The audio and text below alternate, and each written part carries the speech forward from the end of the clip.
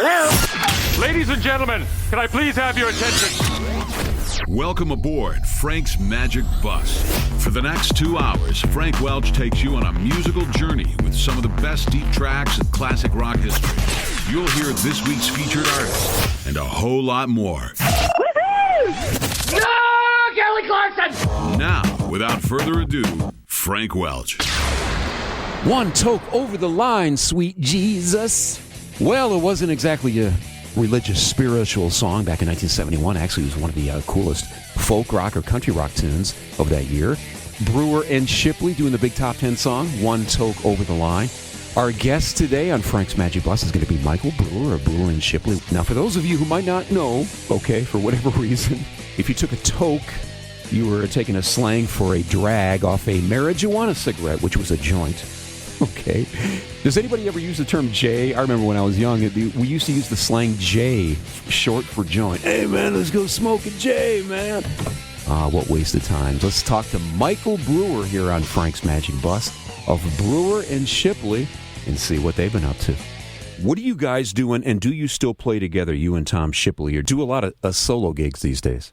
I don't do a whole lot of solo gigs. I do some solo shows. I have 3 solo CDs, and yes, Tom and I do still perform. In fact, we just got back from 2 weeks all over the Dakotas and Montana and Wyoming on tour with the Bellamy Brothers, longtime friends of ours. So, yeah, to answer your question, yeah, Tom and I still perform and are happy to do it. I'll fess up right here. I graduated high school back in 1971. So the spring of that year, you know what one of the biggest songs on the radio was, One Toke Over the Line. I'll never forget it. We all couldn't figure out at that time, as a senior about to graduate high school, whether that song was kind of pro-pot or it was like, with the lyrics, One Toke Over the Line, sweet Jesus, kind of like, no, we've had enough of this stuff. How did you precisely mean that song, and how did you write it? Well, we wrote it literally just entertaining ourselves, making ourselves laugh one night. And little did we know that it would, we didn't take it seriously at all. We literally wrote the song just to make our friends and ourselves laugh. And it's basically a song about excesses. And little did we know that it would end up being a classic rock hit, still played around the world 30 years later, in movies and whatever. But we're glad people still like it. Yeah, it almost is kind of like a hangover song. I could see where if you meant it as a put-on or a joke, that it could be funny. But a lot of people took it very seriously, especially with the line about Jesus. Of course, it's now legend what the Lawrence Welk singers did with One Toke Over the Line. Yeah, well, right? there you go. See, we made President Nixon's enemies list. One night on TV, Vice President Spiro Agnew named us personally as subversives to American youth. And we made Nixon's enemies list, which we held as a badge of honor, I might say, and still do. But at the same time, Lawrence Welk did it and referred to it as a modern-day spiritual. So there you go. There's a perfect example of how, it's up to the individual's interpretation, whether it's a song, a photograph, a painting, whatever. It's so funny, and you can still go to YouTube right now. Our listeners hearing this can go to YouTube and just type in Lawrence Welk, One Toke Over the Line, and they'll get to it. And it's so funny because they did take it extremely seriously. Of course, my parents at the time would be watching Lawrence Welk. Right. And even the guy that introduced it, though, it wasn't Lawrence Welk, it was another guy. The accordion player, and he's choking while he's doing it, which makes it extra funny, I think. Yeah, that had to be planned because... I don't think so. And you know what? The Lennon sisters, were on the Lawrence Welk show.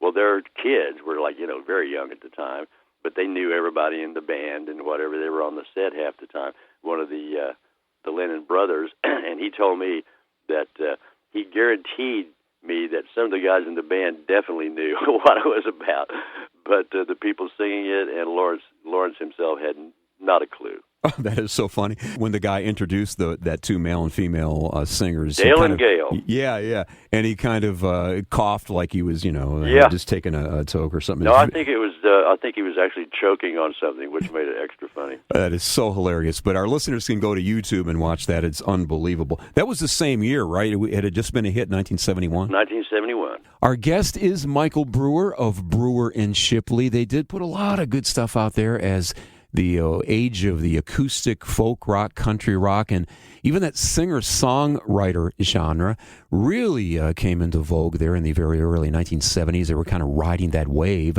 as we continue our one-on-one conversation with Michael Brewer. Now, you guys put out some other good stuff now. I was into the acoustic folk rock scene at the time. Brand new artist at that time, actually, 1970, 71, would have been James Taylor, Gordon Lightfoot, Joni Mitchell, John Denver, and all these guys, Crosby, Stills, Nash and Young, too, were already up and firing. Yeah, all of our old friends. Yeah, well, you guys, didn't you kind of start in L.A.? Didn't you used to hang out with a lot of big names there? We did.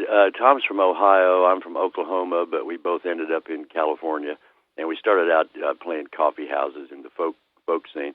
And, everybody started plugging in and, writing their own songs. And it was, it was kind of like Dylan's line, there's something happening here, but you don't know what it is, do you, Mr. Jones? And that's kind of what it was for all of us.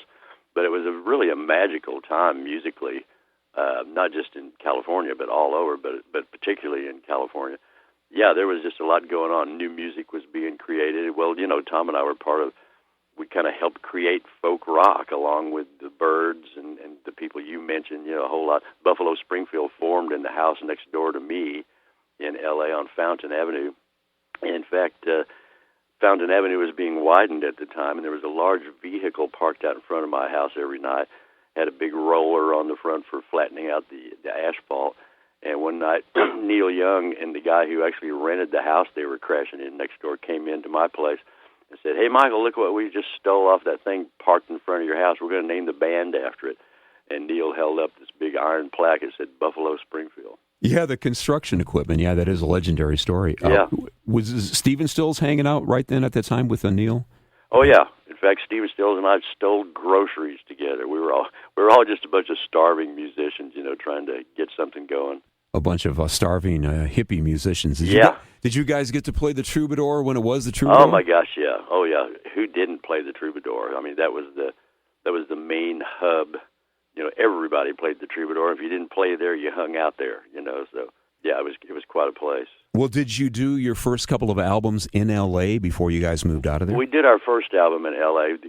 Tom and I got together. We had already met on the folk circuit, and I was in California before he was, and I had a partner before him and had a band. And long story short, I had a recording contract with Columbia Records, and then the band fell apart. And my guy at Columbia was leaving to go work for a brand new record label called A&M Records at the time, and he took me with him kind of under his wing as a staff songwriter.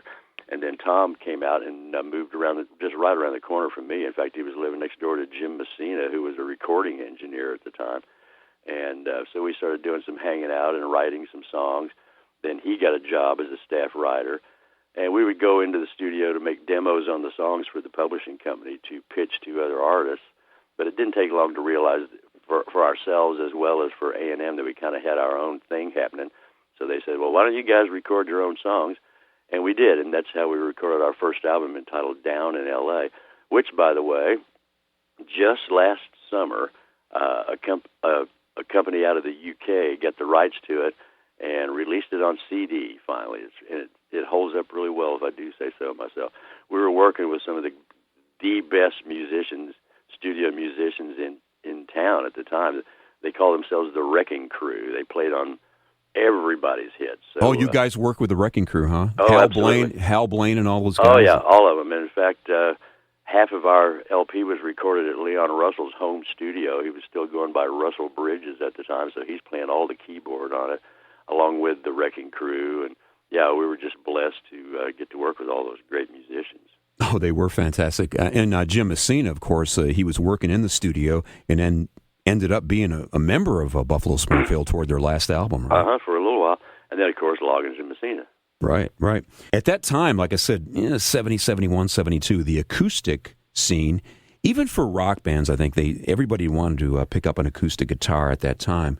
I mean, you even did a great version, I think, and it's on YouTube, of All Along the Watchtower, too, acoustically, too. And I like that version. Thank you very much. We've had people tell us over the years that they like our version better than than Hendrix or Dylan's for that. But as we continue our conversation with Michael Brewer, he says he's reluctant to tell fans the literal meaning of a lot of their songs. Jackson Browne told me many years ago, he says, whatever you do, don't ever explain your lyrics, because more times than not, somebody else's, it goes back to that personal interpretation thing. More times than not, somebody's personal interpretation is going to be far more colorful than what you actually meant.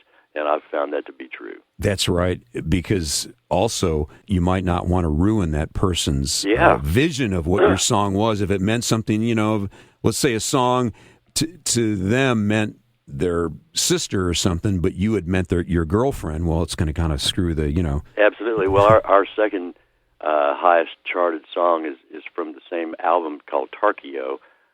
It's a little town in Missouri named Tarkio, because we used to, when Tom and I left L.A. and ended up in Kansas City, we started a company with some friends, Good Karma Productions, and we played virtually every high school and junior college and college that existed at the time all over the heartland.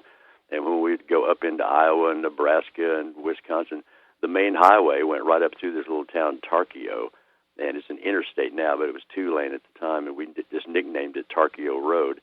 And Tarkio Road was our second biggest chart song, and a perfect example of what we're talking about.